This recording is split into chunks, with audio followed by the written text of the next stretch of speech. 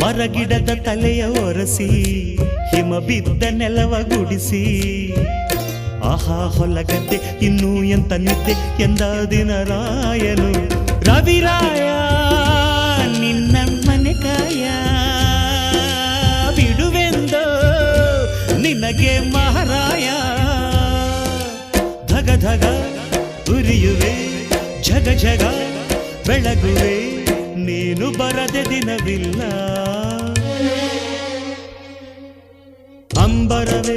ಅಂಬರವೇರಿ ಸೂರ್ಯನು ಬಂದಾನು ಥಳ ಥಳ ಥಳ ಜಗ ಥಳ ಥಳ ಫಳ ಫಳ ಫಳ ಜಗ ಫಳ ಫಳ